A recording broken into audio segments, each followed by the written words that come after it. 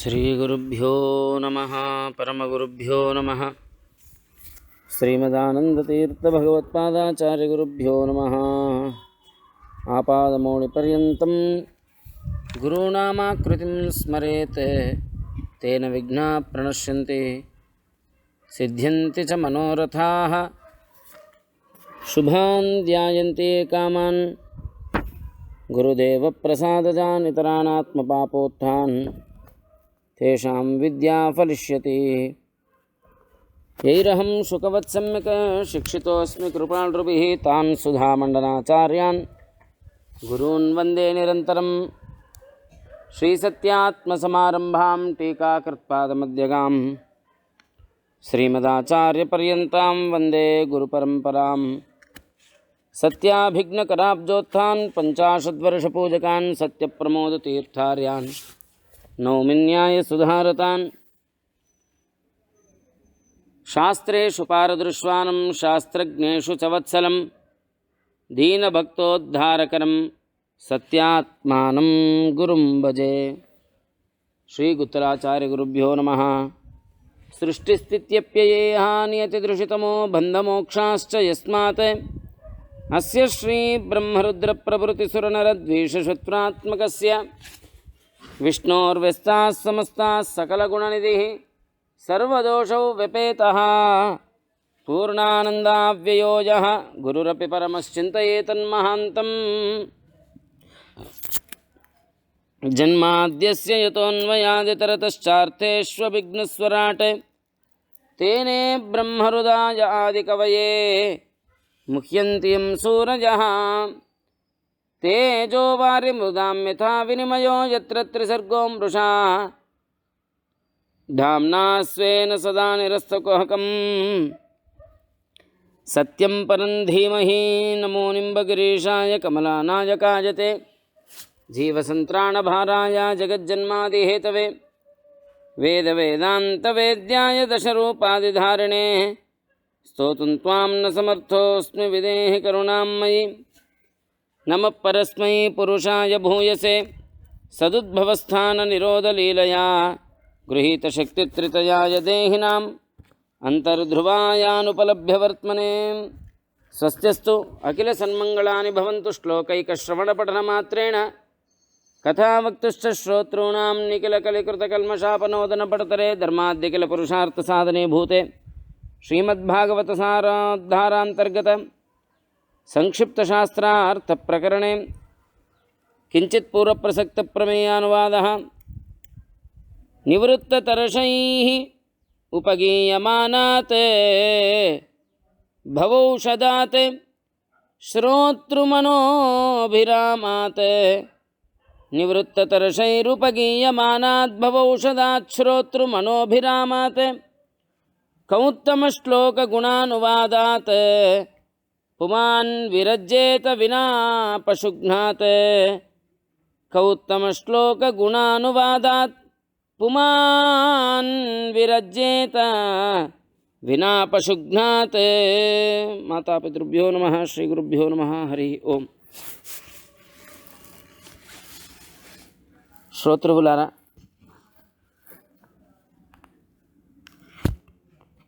వైరాగ్య సంపన్నులైన విష్ణుతీర్థుల వారి యొక్క సంక్షిప్త శాస్త్రార్థ ప్రకరణానికి సంబంధించిన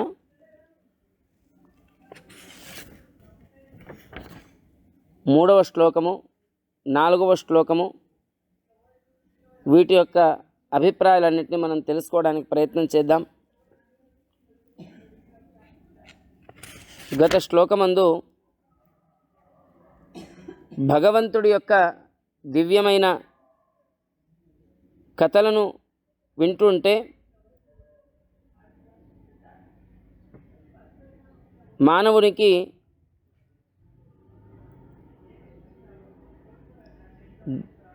శ్రేష్టమైన జ్ఞానం లభిస్తుంది. దాని ద్వారా భక్తి కలగడము, ఆ భక్తి అభివృద్ధి కావడము, ఇలాంటి గొప్ప భక్తి రూపమైన మహాఫలితం మనకు ఫలము భగవంతుడి యొక్క దివ్య కథల వల్ల మనకు కలుగుతుంది, ఆ ఫలం లభిస్తుంది అంటే ఎందుకు ఆ భగవత్ కథల నుండి మనం విముఖులం కావాలి? తాసు హరే కథాసు కహా స్వస్థాత్మ రతిం న కుర్యాత్. ఇలాంటి భక్తి రూపమైన ఫలాన్ని కరుణించే భగవత్ కథల నుండి ఎందుకు మనం దూరం కావాలి అని ప్రశ్నించుకొని చక్కగా దానికంతా తప్పక భగవంతుడి యొక్క కథను వినాల్సిందే. మనిషికి కావలసిందే భక్తి, ముక్తికి కావలసిందే భక్తి అని చెప్పి ప్రతిపాదించారు. ఈ శ్లోకమందు నివృత్తతరశై ఉపగీయమానాత్ అని చెప్పి చెప్తున్నారు. అంటే అవునండి, లోకమందు అలాంటి వాళ్ళు కూడా ఉంటారు కదా, భగవంతుడి యొక్క కథల నుండి కూడా విముఖులైన వ్యక్తులు కూడా చాలామంది ఉంటారు కదా. అంటే దానికి విష్ణు తీర్థుల వారంటారు సంతునామ సహస్రశః. అలాంటి వ్యక్తులు వందలు కాదండి, వేల మంది ఉండని, 1000 సంఖ్యలతో భగవత్కథ నుండి విముఖులైన వ్యక్తులు కూడా ఉండని ఎవరొద్దన్నారు అంటే దానిపైన ప్రశ్న వస్తుంది. అప్పుడు హరికథనైనా వినేవాళ్ళు ఎవరు? ఆ భగవంతుడి యొక్క కథను కూడా వినేవాళ్ళు ఎవరండి? దానిపైన ఆసక్తి పెంచుకునే వాళ్ళు ఎవరు అని చెప్తారు మీరు? 1000 సంఖ్యలో భగవత్కథను పక్కన పెట్టే వాళ్ళే ఉంటే అప్పుడు ఆ భగవత్కథను ఆస్వాదించే వాళ్ళెవరు? వారిని తెలియజేయండి అని చెప్తే మీరేం చెప్తారు ఉత్తరాన్ని? అంటే దానికి చెప్తున్నారు విరక్తులైనటువంటి పురుషులే దానికి అధికారులు. ఆ భగవత్కథను వినడం కూడా అందరికీ ఆ భాగ్యం ఉండదండి. విరక్తాహ నరాహ ఇది వదామహ. విరక్తులైనటువంటి పురుషులే ఆ భగవంతుడి యొక్క కథను వింటుంటారు. కింతే పశవః. అయితే విరక్తులైన పురుషులు మాత్రము దీనికి అధికారులు అంటే ఎవరైతే భగవత్కథను పరిత్యాగం చేస్తున్నారో వాళ్ళంతా పశువులు అంటే దానికి చెప్తున్నారు. అవును, సత్యము అని చెప్తున్నారు.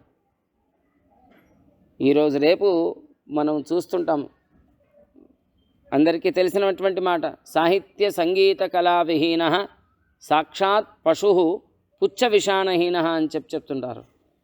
మనిషే, కానీ ఆ మనిషి సాహిత్యము, సంగీతము, లలిత కళలు ఇవన్నిటినీ కూడా నేర్చుకొని ఉండాలి.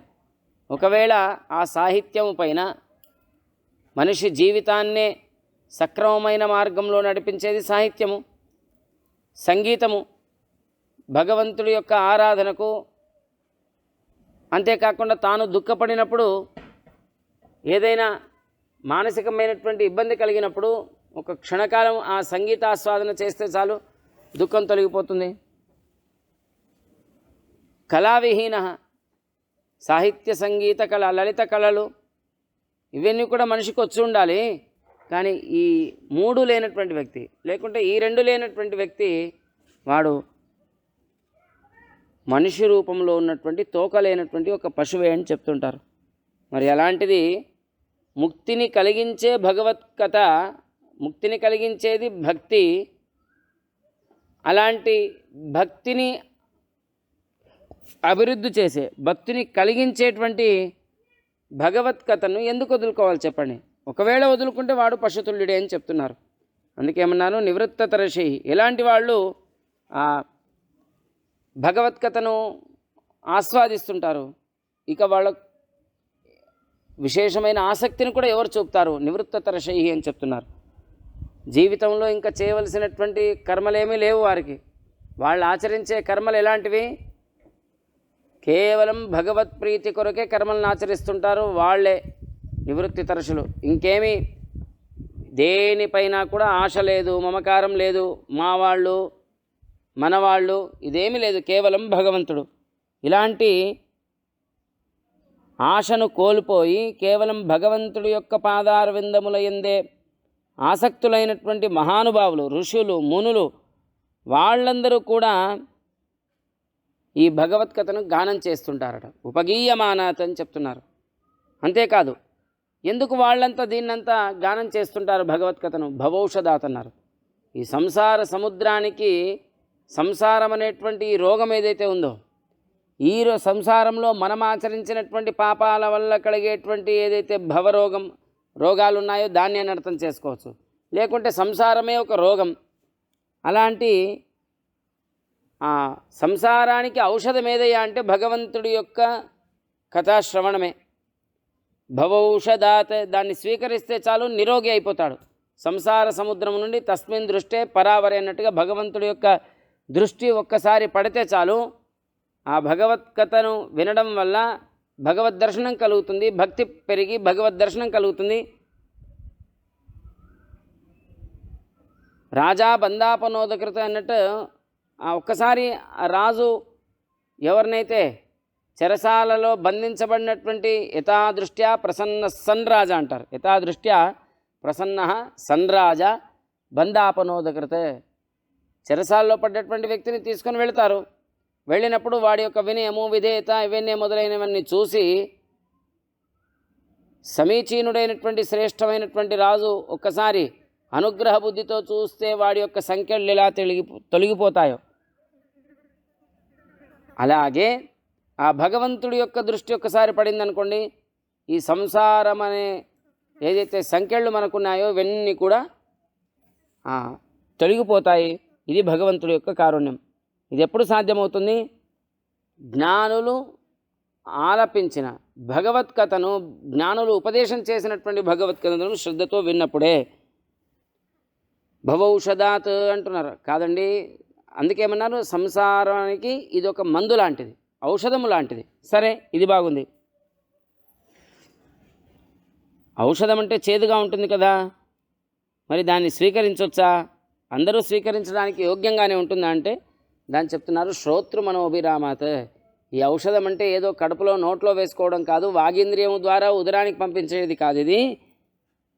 ఇది శ్రవణేంద్రియం ద్వారా హృదయానికి పంపించేది కాబట్టి అది వినడానికి కింపే ఉంటుంది.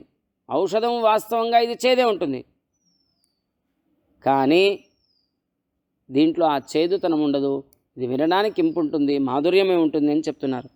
ఇలాంటి వినడానికి మనోహరమైనటువంటి విన్నంత మాత్రముల చేతనే ఇతరుల యొక్క మనస్సును ఆకట్టుకొని వెంటనే వారికి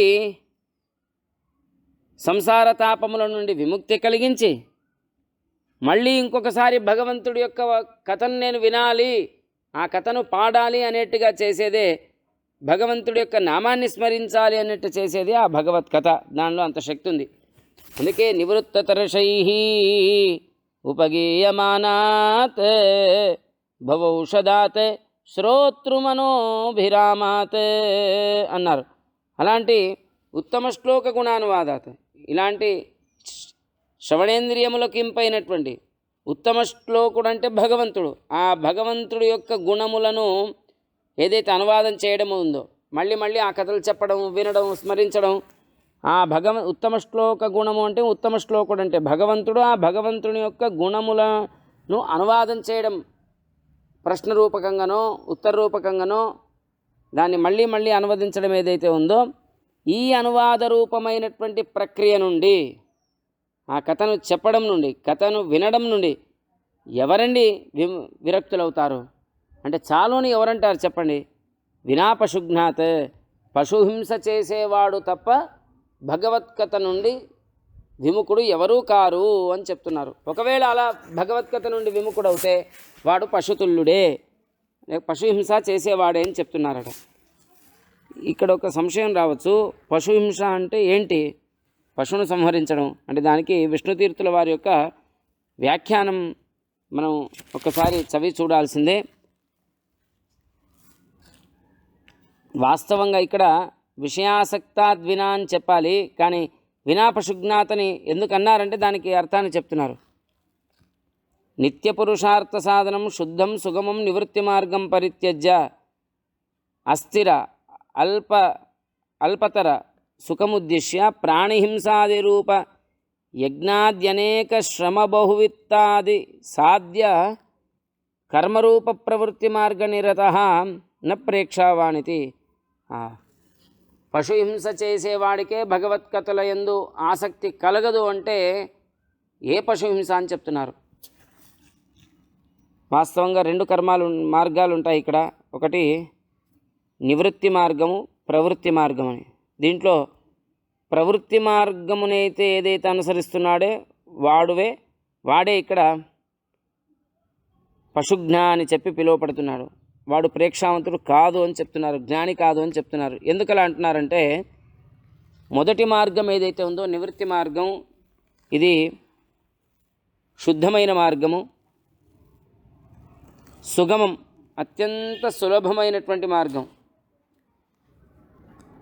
అంతేకాదు ఇది నిత్య పురుషార్థానికి సాధనీభూతమైనటువంటిది, మోక్షానికి సాధనీభూతమైనటువంటి మార్గమే నివృత్తి మార్గం. ఇది శుద్ధమైనటువంటిది, సుగమమైనటువంటి మార్గం ఇది.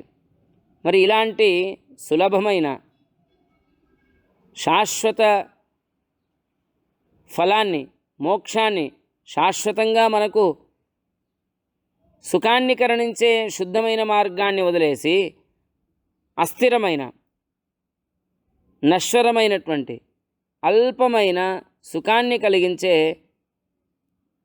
ప్రాణిహింసారూపమైనటువంటి యజ్ఞయాగాదులు ఏవైతే ఉన్నాయో, పశుహింసను కూడా కొన్ని సందర్భాల్లో కొన్ని యజ్ఞయాగాల్లో చేస్తుంటారు. అదంతా నిషేధించబడింది కలియుగంలో. కానీ ఆ మోక్షానికి మేము ఈ ప్రాణిహింసాది రూపమైనటువంటి మార్గాన్ని ఎంచుకుంటాం. ఎందుకంటే ఇది వైదిక హింస, వేదంలో చెప్పబడ్డటువంటి హింస అని చెప్తుంటారు. అలాంటి ప్రాణిహింసారూపమైనటువంటి యజ్ఞయాగాదులు ఏవైతే ఉన్నాయో ఇవి అనేక శ్రమ బహువిత్తాది సాధ్యకర్మ అని చెప్తున్నారు.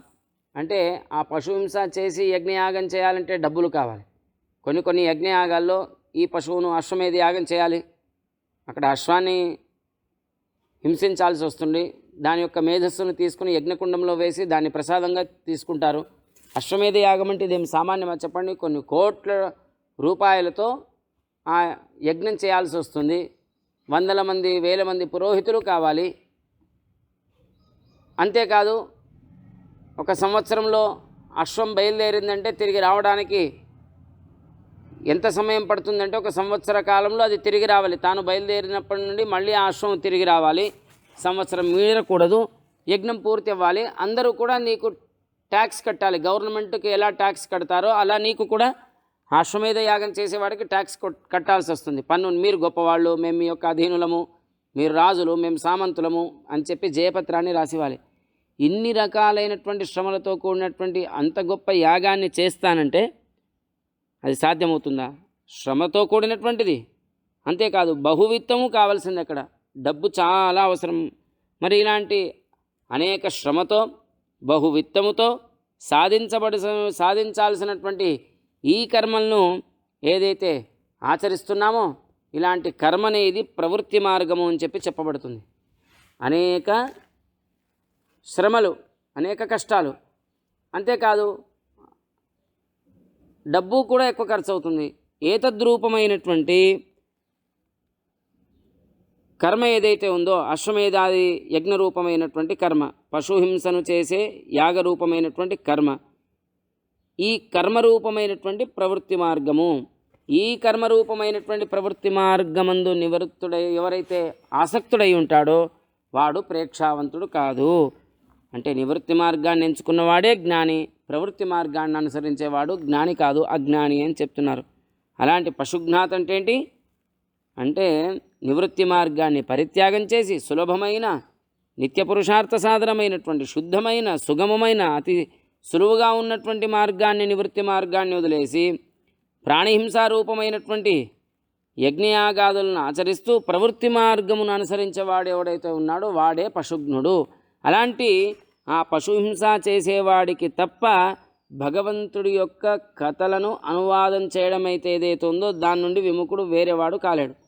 అర్థాత్ పశుహింస చేసేవాడు భగవత్ కథలను అనువాదం చేయడు, వాటిని వినడు, వాటిని స్మరించడు. ఎవరైతే ఇలాంటి ప్రవృత్తి మార్గమందు ఆసక్తి కాకుండా ఉన్నటువంటి వాడు ఎవడైతే నివృత్తి మార్గం నివృత్తి మార్గమంది ఆసక్తుడై ఉన్నాడో వాడు మాత్రమే భగవత్ కథలను ఆస్వాదిస్తాడు అని చెప్పి చెప్తున్నారు. అందుకే మనిషి తాను ప్రేక్షావంతుడు కావాలంటే, జ్ఞాని కావాలంటే మొదలు సరి అయినటువంటి మార్గాన్ని ఎంచుకోవాలి. ముళ్ళతో కూడినటువంటి మార్గంలో ఎవరు వెళ్తారండి? ఎటు వెళ్ళినా కంటకాలే, ముళ్ళే ఉంటే ఆ మార్గాన్ని ఎవరు అనుసరిస్తారు? ఆ మార్గాన్ని ఎంచుకోవడానికి ప్రయత్నం చేయరు. అలాంటప్పుడు ఏం చేయాలి? సుగమమైన శుద్ధమైనటువంటి మార్గమునే, సుఖదాయకమైనటువంటి మార్గమునే మనం గమ్యస్థానానికి ఇలా వెళ్తే చేరుకోగలుగుతాం అనే విశ్వాసం ఉన్నప్పుడు విశ్వాసంతో కూడినటువంటి మార్గమే ఈ నివృత్తి మార్గం. అలాంటి నివృత్తి మార్గాన్ని అందరూ ఆశ్రయించండి అని చెప్తూ పశుహింస చేయడం ఇది సరైనటువంటిది కాదు అని చెప్తూనే ఇంకోవైపు భగవంతుడి యొక్క కథాస్వాదన తప్పక మానవుడు చేయాల్సిందే అని చెప్పి అద్భుతంగా ఈ శ్లోకానికి వ్యాఖ్యానాన్ని తెలియజేశారు. నివృత్తతర్షై ఉపగీయమానాత్ భవౌషధాత్ శ్రోతృమనోభిరామాత్ కౌత్తమశ్లోకగుణానువాదాత్ పుమాన్ విరజ్యేత వినా పశుఘ్నాత్. కో నామ లోకే పురుషార్థసారవిత్ పురా కథానాం భగవత్కథాసుధాం ఆపీయకర్ణాంజలిభిర్భవాపహాం అహో విరజ్యేత వినా నరేతరం. కో నామ లోకే పురుషార్థసారవిత్ పురా కథానాం భగవత్కథాసుధాం ఆపీయకర్ణాంజలిభిర్భవాపహాం అహో విరజ్యేత వినా నరేతరం. ఈ వాక్యాన్ని మైత్రేయుల వారు విదురుడికి చెప్పినటువంటి వాక్యం. ఇలా భాగవతం యొక్క గొప్పతనాన్ని మైత్రేయుల వారు విదురుడికి వివరిస్తూ అన్నటువంటి మాటనే ఇక్కడ విష్ణుతీర్థుల వారు దాన్ని ఇక్కడ సంగ్రహించి చెప్తున్నారు. భవంతు నామ భగవత్కథా విముఖా పశుప్రాయా. ఎవరైతే చాలామంది ఉన్నారో భగవత్కథ నుండి విముఖులైనటువంటి వ్యక్తులు పశుప్రాయులు, పశు తుల్యులు ఎవరైతే ఉన్నారో వాళ్ళు ఉండని. ఏ పునః ఏకవారం శ్రుత్వా పరిత్యజంతి. వాళ్ళు ఒకసారి విని వదిలేస్తుంటారు, ఒకసారి వింటారు, దాంట్లో వాళ్ళకే మాధుర్యమే కనిపించదు. ఎందుకంటే వాళ్ళు పశుతుల్యులు కదా. భగవత్కథలో శ్రద్ధతో వింటే దాంట్లో ఉన్నటువంటి గొప్పతనము, దాంట్లో ఉన్నటువంటి మాధుర్యం తెలుస్తుంది. ఏ పునః ఏకవారం శ్రుత్వా పరిత్యజంతి తే పశవః ఏవ. వాళ్ళు ఎలాంటి వాళ్ళు, ఒక్కసారి మాత్రమే భగవత్కథను విని దీంట్లో ఏముందండి గొప్పతనం, ఇదంతా ఏదో టొళ్ళు, దీంట్లో ఏమీ లేదు అని చెప్పి అనుకుంటుంటారు కదా. వాళ్ళంతా పశుతుల్యులే. వాళ్ళు ఎలాంటి దాన్ని వాళ్ళు భజిస్తుంటారు. భజంతి చ భవభవం విభవం. సంసారమందున్నటువంటి సుఖాన్ని మాత్రమే వాళ్ళు పొందుతుంటారు. ఎందుకంటే వారికి మోక్షం అంటే తెలియదు, మోక్షానికి కావలసినటువంటి జ్ఞానం యొక్క విలువ తెలియదు, భక్తి యొక్క విలువ తెలియదు, గురువులంటే తెలియదు, ఏమీ తెలియదు. వాళ్ళంతా ఏమి 10 మంది ఉపదేశం చేసినా కానీ ఏమీ తెలుసుకోక సంసార సముద్రమందే కొట్టుమిట్టాడుతుంటారు, నిత్య సంసారాలని చెప్పబడుతుంటారు. వాళ్ళని ఏమని చెప్తాము అంటే దానికి చెప్తున్నారు. కోనామ లోకే పురుషార్థ సారవిత్. వాళ్ళని వదిలేయండి. ఎవరైతే ఆ భగవంతుడి యొక్క దివ్యమైనటువంటి కథలను వింటాడు. ఈ కథ ఎలాంటిది, పురాణాల యందు శ్రేష్టమైనటువంటిది అని చెప్తున్నారట.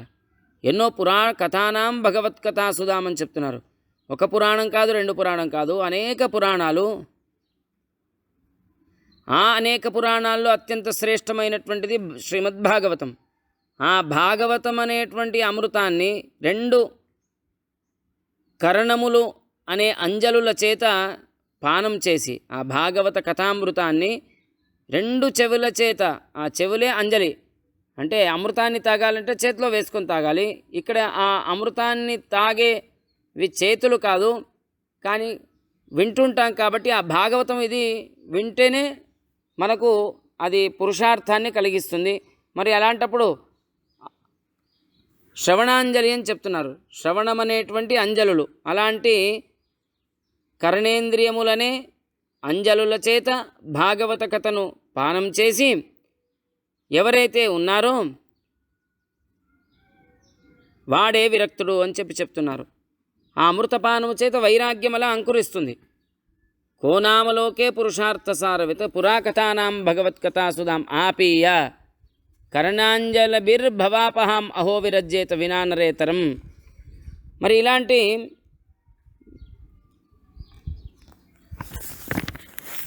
భగవత్కథను విన్నటువంటి వాడే, అమృతపానం చేసినటువంటి వాడే విరక్తుడు అని చెప్తూ ఇంకో రకంగా కూడా దీనికి అర్థం చెప్తున్నారు. ఎవరైతే అమృతపానం ఈ భాగవత కథామృతాన్ని పానం చేస్తాడో వాడు భగవత్కథ నుండి విముక్తుడవుతాడా? ఎప్పుడూ కూడా విరక్తుడు కాలేడు.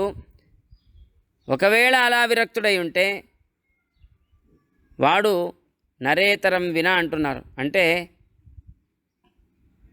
మనిషి కాక వాడు పశువు అయితే మాత్రం అలా వాడు వైరాగ్యాన్ని భగవత్కథల యందు పొందుతాడు. ఇతర విషయాలపైన ఆసక్తి మాత్రం ఉన్నటువంటి వాడు, మనిషి అయ్యుండి కూడా ఎవరైతే పశువు అయి ఉంటాడో అలాంటి వ్యక్తి తాను భాగవతం వద్దండి ఇంకా చాలు అని చెప్పి చెప్తుంటాడట. అంటే అంత గొప్పది భాగవతం, సామాన్యుడికి అర్థమయ్యేది కాదు, అవివేకులకు ఇది అందేది కాదు.